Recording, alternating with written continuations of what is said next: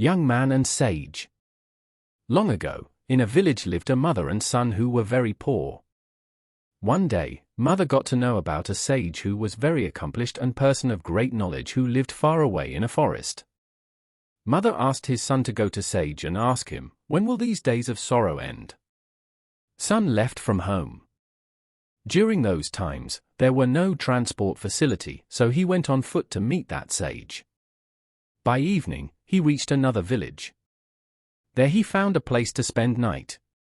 It was a house of a prosperous family. In morning, when he woke up and was leaving, elder of house asked, "Son, where are you going?" Young Man told her about Sage and his reason of visit. Elder said, "Son, if you meet him, please ask him one thing for me. I have only one daughter. She does not speak. Can you ask him, when will she be able to speak and who will marry her?" Young Man said okay and moved ahead. On his way, he made one more stop. This time he stayed at hut of a saint. When he saint asked him about purpose of his journey, Young Man told him about Sage. Saint said, "Son, I also have a problem. Please ask about that too.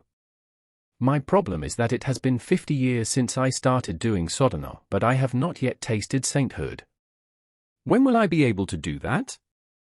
Young Man said okay, and after playing obeisance to Saint, he moved ahead. Further on his journey, Young Man made one more stop. This time stop was at Farmer's field. During discussion at night, Farmer told him, "There is a huge tree in middle of field and I work hard to grow other trees, but not other tree grow around that big tree. Please ask him what is the reason?" Young Man nodded in agreement and moved ahead in morning. Next day, Young Man reached place where Sage was staying. He paid his respect to Sage and then said, "Maharaj, I have some problem for which I want to know solution. If you permit, can I ask?" Sage said, "Okay, but know that you can ask only 3 questions because I will not answer for more than that." Now, Young Man was caught in crisis. He had 4 questions, 3 of other people and 1 question of my own, to ask, but he thought, whose question should I leave now? In end, after thinking a lot, after a lot of hesitation, he decided not to ask his own question and asked solution for other 3 questions. Young Man asked those questions, and after getting answer, he started his journey to go back to his home. On his way to home, he first met Farmer. After meeting Farmer, he told him, "Maharaj Ji said that under huge tree in your field, there are urns of gold buried all around. For this reason no other tree grows around." When Farmer dug there, he actually found urns of gold. Farmer said to Young Man, "Son, this wealth because of you. Therefore, you are also its owner." Saying this, he gave that money to Young Man. Young Man accepted it and continued his journey.